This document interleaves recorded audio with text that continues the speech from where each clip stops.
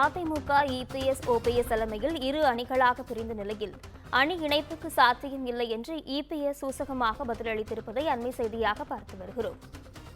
ஓநாயும் வெள்ளாடும் ஒன்றுபட்டு இருக்க முடியுமா, காளைகளும் பயிர்களும் ஒன்றாக வளர்ந்து வெள்ளாமையாகுமா என்று இபிஎஸ் சூசகமாக பதிலளித்திருக்கிறார். இதுகுறித்து முழுமையான விவரங்களுடன் இணைகிறார் தலைமை செய்தியாளர் சிவா. வணக்கம் சிவா, விவரங்கள் என்ன, பதிவு செய்யுங்கள். நிஷா, முன்னாள் முதலமைச்சர் ஜெயலலிதாவினுடைய 77வது பிறந்தநாளையொட்டி அதிமுக பொதுச் செயலாளர் எடப்பாடி பழனிசாமி கட்சியினுடைய நிர்வாகிகளுக்கும் தொண்டர்களுக்கும் ஒரு மடலை எழுதியிருக்கிறார்.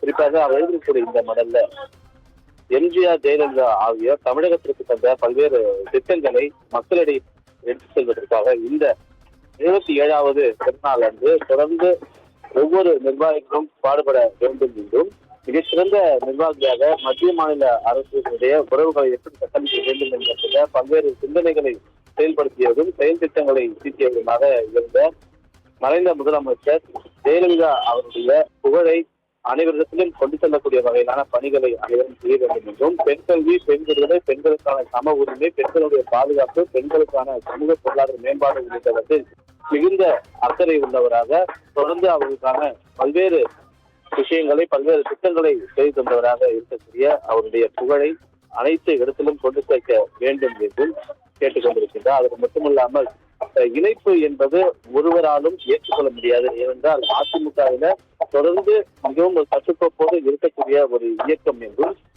அதுல ஒரு குறிப்பாக அதிமுக என்ற ஒரு கழகம் கொள்கை வீரர்களுடைய கூடாரமாக தற்போது திகழ்கிறது என்றும், பதவிக்காகவும் பணம் சேர்ப்பதற்காகவும் கழகத்தை காட்டிக் கொடுக்க தயாராகி இருந்த திரைமறைவு அரசியல் பேராசைக்காரனுடைய கனவுகளும் கற்பனைகளும் ஒருபோதும் இங்கு நிறைவேறாது. அது காகித ஓடம் போல காலத்தினுடைய வெள்ளத்தில் அடித்து செல்லும் என்ற ஒரு கருத்தையும் அவர் இந்த அறிக்கையின் மூலமாக பதிவு செய்திருக்கிறார். அவர் மட்டுமல்லாமல் ஓநாயும் வெள்ளாடும் ஒன்றுபட்டு இருக்க முடியுமா என்பது போல, களைகளும் பயிர்களும் ஒன்றாக வளர்ந்து வெள்ளாமை ஆகுமா என்பது போல, விசுவாசியும் துரோகியும் தோளோடு தோல் நிற்க முடியுமா, முடியாது என்பதை இந்த மடலின் மூலமாக அவர் ஒற்றுமை என்பது இருக்கவே இருக்காது. அதாவது கழகத்திற்குள், கட்சிக்குள் இருக்கக்கூடிய ஒற்றுமை தவிர இணைப்பு என்று துரோகிகள் தொடர்ந்து பேசிக் கொண்டிருக்கக்கூடிய அந்த இணைப்பு ஒருபோதும் சாத்தியம் ஆகாது என்பதை தெரிவித்தது மட்டுமல்லாமல் 2026 இலக்காக கொண்டு அனைவரும் உழைக்க வேண்டும் என்ற ஒரு கருத்தையும் எடப்பாடி பழனிசாமி கட்சி நிர்வாகிகளுக்கும் தொண்டர்களும் எழுதிக்கூடிய இந்த மடலில் தெரிவித்திருக்கிறார். கூடுதல் விவரங்களுக்கு நன்றி சிவா.